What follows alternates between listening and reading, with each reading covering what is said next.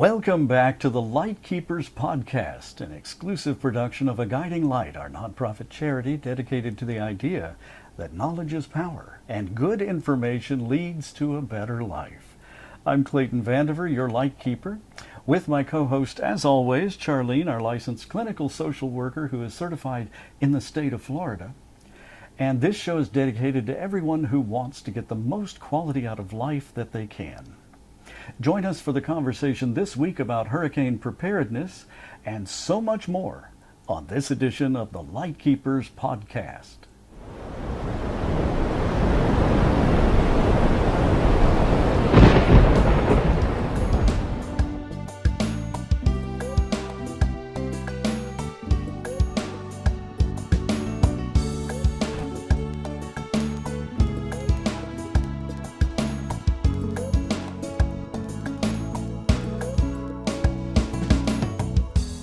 And that open is particularly appropriate for the Lightkeepers Podcast because this is a conversation about hurricane preparedness.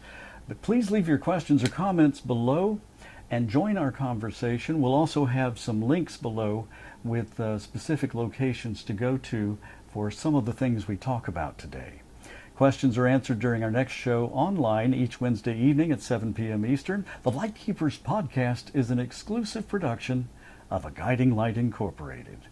And Charlene, our dealing with hurricane preparedness doesn't apply to some of our viewers and listeners out on the west coast of the United States and through much of the plains states, but by golly, here on the eastern seaboard, that's a very important topic this time of year. Well, and the thing is no matter where you are in the United States, you're going to face some sort of weather emergency, whether you're snowed in from a blizzard, whether there's been an earthquake or flooding or a hurricane. We all have our own special little challenges with where we live. Absolutely. And the need to prepare is universal. Yeah. And that is really the key to surviving, is preparing. How well you prepare ahead of time is how well you will weather is how well you will be able to speak to the camera. No, how well you prepare ahead of time is how well you will weather the storm. Say that fast 3 times. No, probably not. But I wanted to ask, what is the first step? First of all, let's introduce our special guest this week. So this is Nugget. Nugget is our little foster kitten, and I would say he's acclimating well. He's a sweetheart. Turn this around to be animals at heart now. So we are fostering Nugget from the Jacksonville Humane Society while we're taking care of him while he gets a little bit of age and a little bit of weight and gets to a point that he can safely be adopted, put up for adoption. Practically a newborn. We've had him for 3 weeks now. Yeah. He was so if he's this small now, you can just imagine how little he was when he started. He was 3 weeks old when we started fostering. Yeah, barely a handful of kitten. Now he's about 2 handfuls, but very, very sweet little fellow, and he's kind of wound down now. But we wanted to include him in the show today because it's very important to consider when you're doing your hurricane preparedness to prepare for pets. Absolutely. And not just tie up the dog. They found after Hurricane Katrina in New Orleans and many other places, animals that had just been tied up outside the house. Some of them in flood areas that were literally straining and stretching at their collars, trying to stay afloat, keep their head above water. And that's a tragic situation. It was very tragic. And so after Katrina came through, it had only been a few days before we took supplies and went to provide support to the Humane Society of the United States with their rescue and recovery efforts. And I saw things and heard stories that were just atrocious. And it was heartbreaking. I don't blame the people. They were in desperate situations. And that's the whole point of the show, is because with proper planning and preparation, desperate situations don't have to be. Yeah. In times of emergency and in times of panic, we do a lot of things that we wouldn't do otherwise, and sometimes we forget about the pets. Well, we recommend that you make the pets part of your preparedness plan for a storm, an earthquake, a blizzard, whatever situation regularly happens in your part of the world, your part of the country.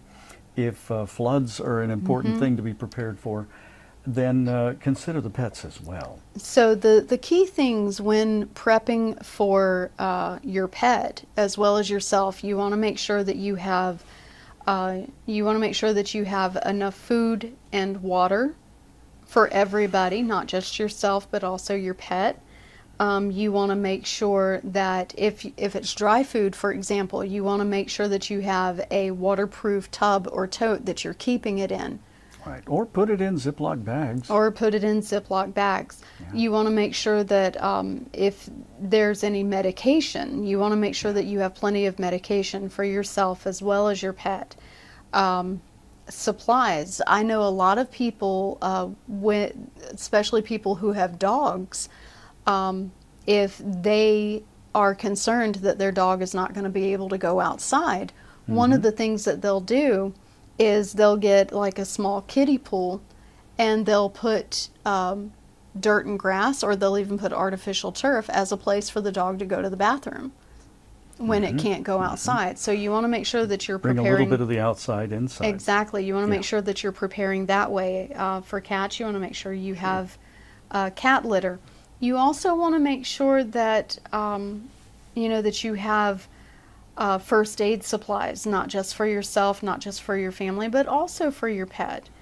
Well, I'll tell you what, I've got a disaster supply kit checklist that was provided by the Florida Department of Emergency Management, Florida Division of Emergency Management, and they actually have put a lot of those same things you're suggesting in a nice kit. We'll have a link to that down below, but let me show that to you, where you can actually have a 2-week supply of medication, regularly used medical supplies, a list of allergies, a list of the style, serial number, and manufacturer information of required medical devices. Now, of course, that's in case you need to replace them. And you can find a replacement, or FEMA can help you acquire a replacement while you're at one of the shelters. But also batteries, flashlights. Do not use candles. That's how fires happen. NOAA weather radio battery, battery operated or hand cranked. These are between $10 and $20, relatively inexpensive little weather radios, and they're really great for information during the storm. We're assuming that the power goes out, which is very common when you're in a hurricane. Cash, because the banks and ATMs would be out of power, and you may not be able to get cash after the storm or use a credit card. Cell phone chargers, books, games, puzzles, other activities for children, and of course something for the kittens and puppies and animals to play with as well. Now I'm looking there on the screen where it says important documents, insurance cards, medical records. One thing that I would also recommend including is the name of your pet's veterinarian. And it actually has that somewhere. Name of the vet, and if your pet has any medical conditions or allergies, you would want to list. Items. It's actually at the bottom of the list here.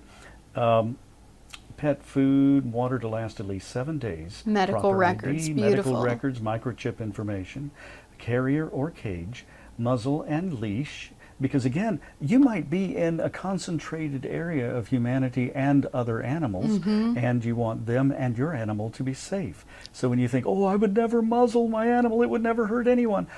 Under emergency circumstances, anyone, human or animal's personality can change in an instant. Absolutely. They feel threatened, they feel out of their element, everything is new and strange to them, and especially when there's a lot of excitement, a lot of stimulation going on, that muzzle may be a lifesaver.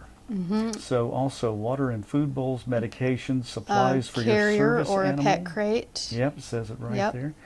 And other specialty needs items for the elderly, infants, small children, family members with disabilities, rain gear, jackets, boots, umbrellas, rain boots, sturdy shoes or boots, and work gloves.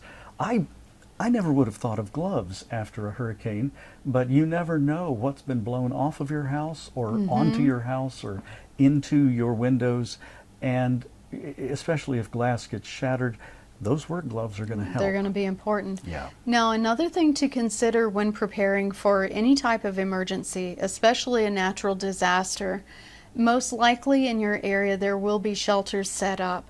It's important to find out whether or not your pets are accepted at those shelters. Some shelters will accept them, some shelters will not. That's important information to know ahead of time. It's also important, and this is something a lot of people don't think of, if you require medical equipment that needs electricity to run, you need to make sure that you're registered with your electric company.